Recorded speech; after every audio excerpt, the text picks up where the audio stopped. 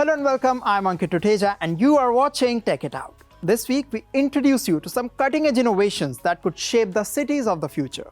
We tell you how advancements in AI could impact the job markets worldwide and find out why Apple continues to appease the Chinese government. Let's get started.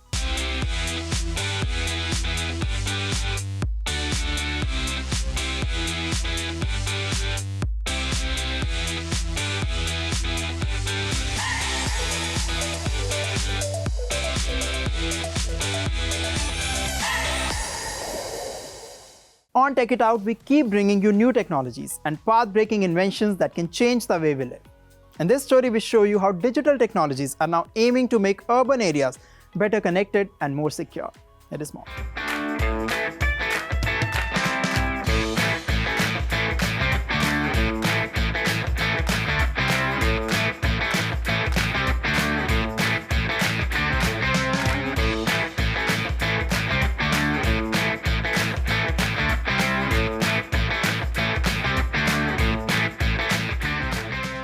Technology has changed the way we live, talk, travel, and play.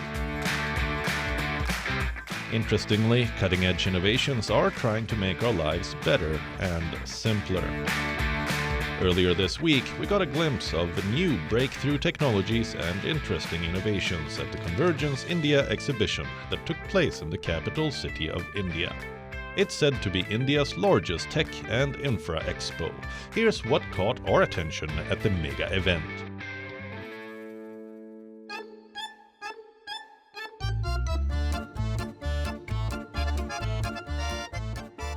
Countries around the world encourage the increased use of public transport. After all, there are many benefits.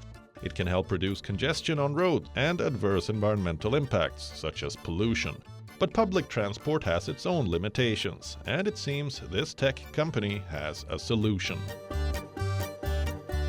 Informatics aims to make modern-day commuting safe and comfortable, from CCTVs to smart displays, driver assistance programs, and mobile ticketing systems.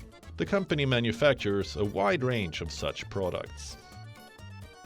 It's hardware and software-based platform. And the hardware can be installed in trains, buses, as I said. It's all connected to a cloud system. All the data is gathered from the hardware, it goes to the cloud and allows you to provide different public transportation services like passenger counting, traffic management, passenger information, and etc. Such solutions can help manage public transport systems better. Informatics can even provide route information and weather reports to the passengers so that they can have a smooth travel experience.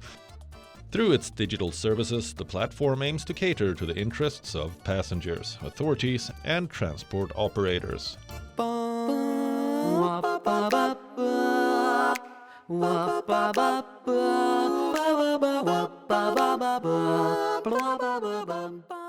Talking of new technologies, how can we miss artificial intelligence? After all, it's the next wave of computing and digital transformation.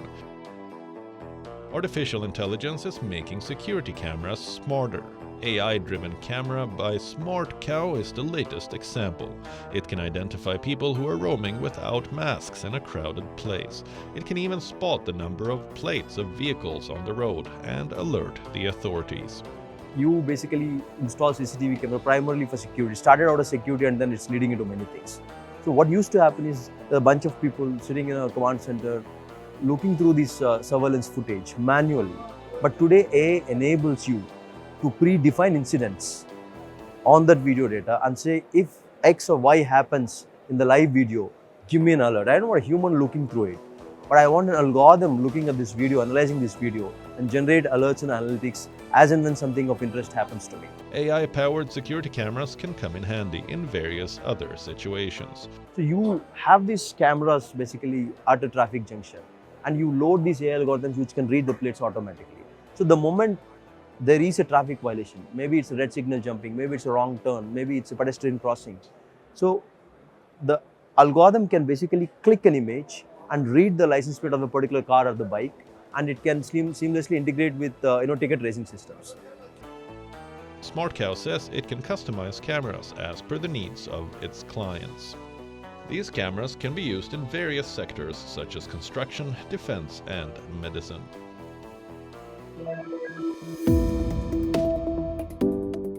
Sputniks was another company that showcased its products at the expo. It's a private Russian company that manufactures high-tech microsatellite components and technologies, as well as microsatellite-based services. Yes, these satellites can be many applications. It can be remote sensing or communication or Internet of Things. It depends on the needs of the customer. And also we produce satellites for universities for educational missions. It is also our big and great part of our activity. We communicate with different universities, colleges, schools, and provide them access to space. So we do together space missions. The company already has 15 operating satellites in the Earth's orbit.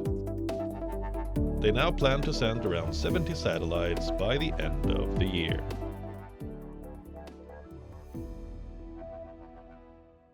Our next story is about artificial intelligence and its impact on employment. Some people believe AI will enable people to do their jobs better. Others think it will take over human jobs. Find out more about it in our next story. Artificial intelligence has come a long way.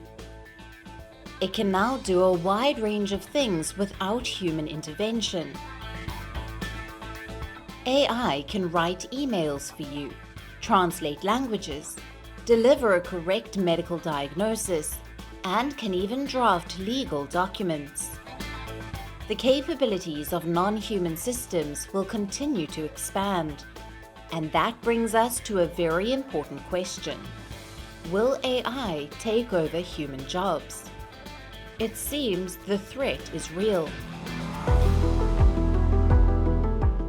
Investment bank Goldman Sachs has released a new report. The research reveals that generative AI could impact 300 million full-time jobs in the near future. According to the report, some jobs will be more impacted than others. For example, in the US, 46% of tasks in office and administrative support jobs could be automated. In the legal sector, 44% of chores could be delivered by AI. Architecture and engineering sectors could see automation do 37% of tasks. On the other hand, only 1% of the tasks in the building, ground cleaning and maintenance sector are vulnerable to automation. Basically, jobs that require a lot of physical work are less likely to be affected. And now comes another pertinent question.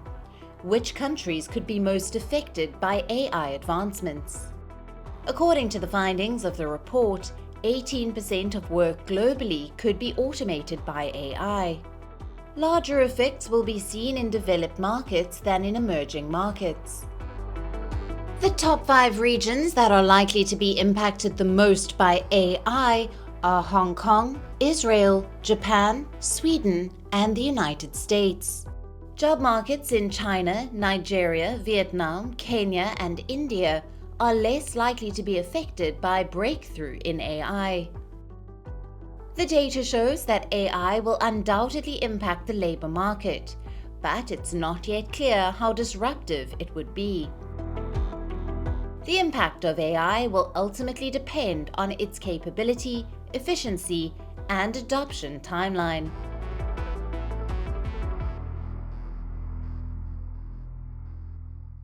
Moving on, tensions between China and the US have grown in recent months. But that does not prevent some American tech giants, such as Apple, from giving in to the Chinese government. We'll tell you more about it in the next story.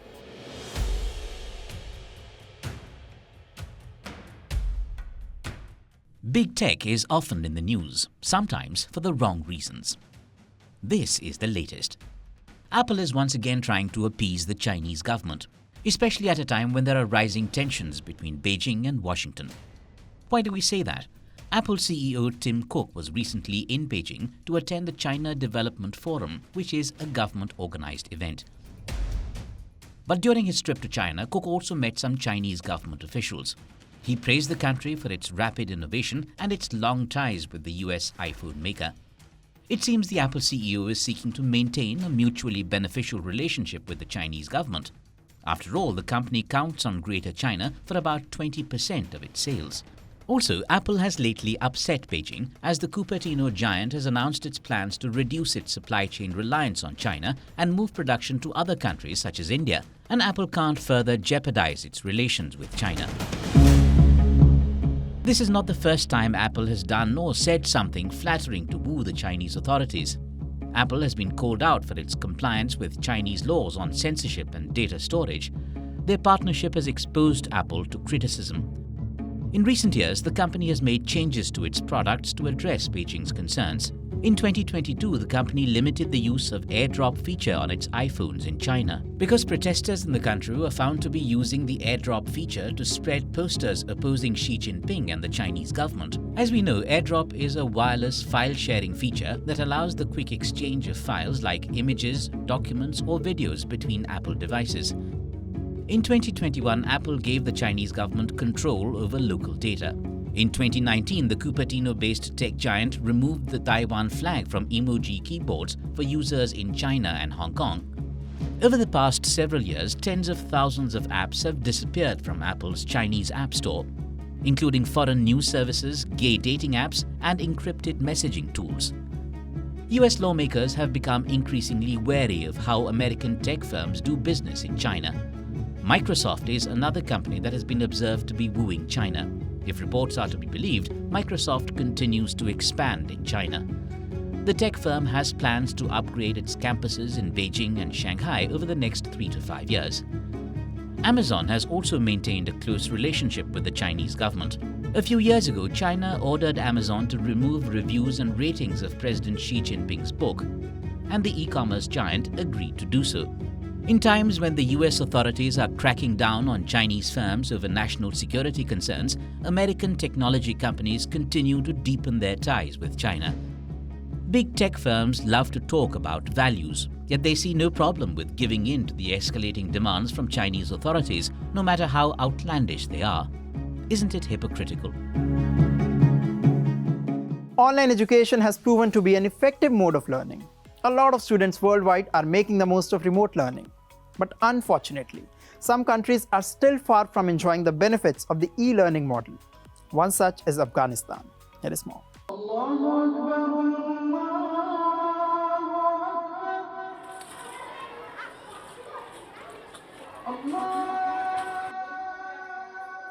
Women in Afghanistan are facing several challenges under the Taliban rule.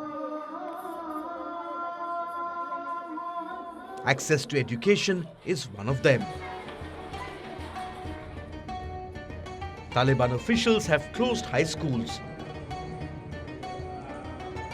They have banned women from universities. Having said that, the Taliban has allowed girls to study individually at home.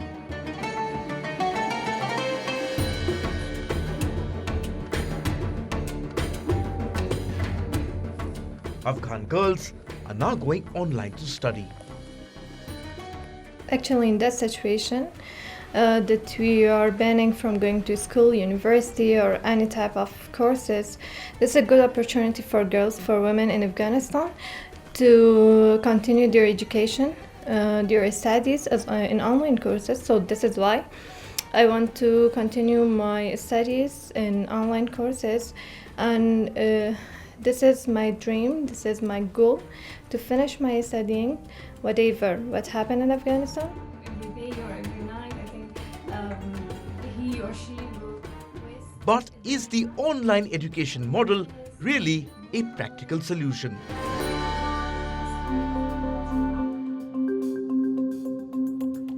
It's interesting to see that girls and women who are desperate to get an education have flooded online schools. The Rumi Academy is one of them. According to the academy, the enrollment of women has gone up from about 50 students to more than 500 after the Taliban took over in 2021. But the online school still has to turn away hundreds of applicants. Forward and towards development. With 97% of the country living below the poverty line, not many students can afford laptops, internet packages, and other necessities for online classes. The low internet penetration in Afghanistan is another reason that makes us question the success of online education in Afghanistan. Around 20% of the population has access to the internet, which is mostly limited to major cities. Remote areas are still lagging far behind. So you can imagine how many women can actually benefit from online classes in the country. Thirdly, those who have the access and the means struggle with connectivity issues. Online students are hampered by power cuts and slow internet speeds. Seattle-based Ookla, which compiles global internet speeds, puts Afghanistan's mobile internet as the slowest of 137 countries. And the country's fixed internet is the second slowest of 180 countries. The major concern I have regarding our activity is power outages and internet connection. If one day power or the internet is being completely disconnected in Afghanistan, it would create a serious problem for us. Online schools are trying their best to accommodate Afghanistan's pupils. But there are real concerns that need to be addressed. Despite the challenges, Afghan women have become resilient to problems after years of hardship and civil war. They are prepared to make the most of the situation, no matter how bad it is. Our next story is for those who are interested in luxury watches. Let's go to a watch fair and discover some premium models that are set to make a splash this year. Rolex, Chopard, Bell & Ross. The list of Swiss watches is endless. These luxury watches are a true symbol of sophistication and style. Interestingly, these uber premium watches are now on display at the Fashion Week of watchmakers, called Watches and Wonders. Organized in Geneva, it features watches priced as high as $4 million. Let's take a tour.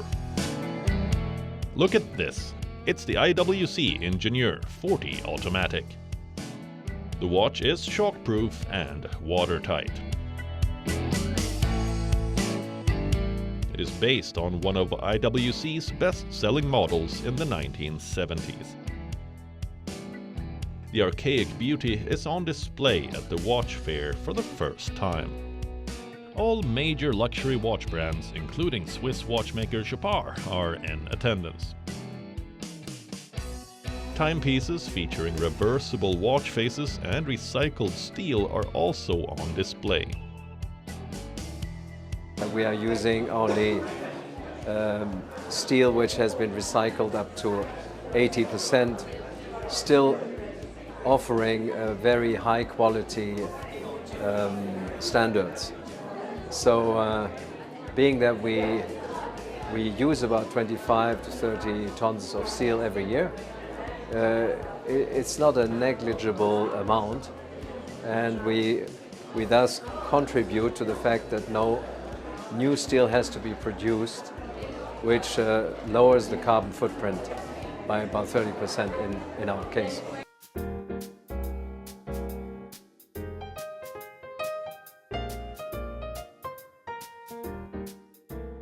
The Swiss watchmaker Jaeger-LeCoultre is also present at the expo.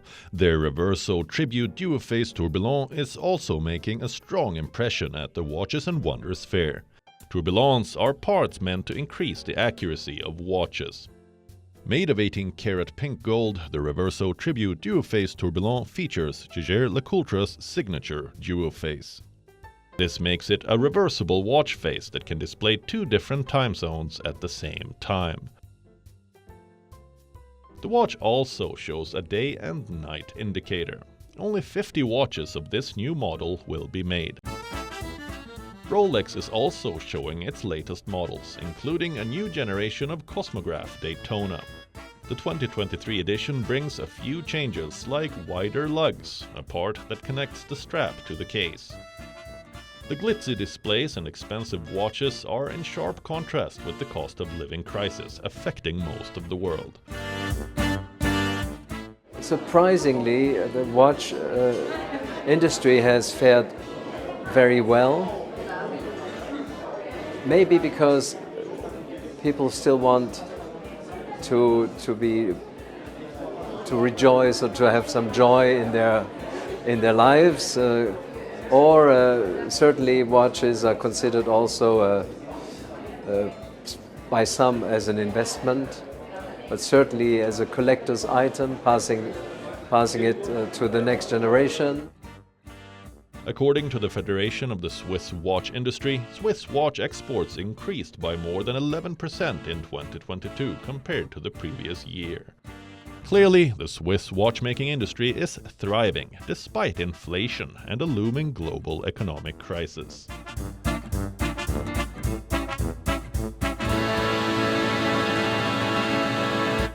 Well, that's all we have for you in this episode of Tech It Out. We will continue to bring you exciting inventions and updates on the latest gadgets. I will be back soon. Until then, keep watching WION World is One.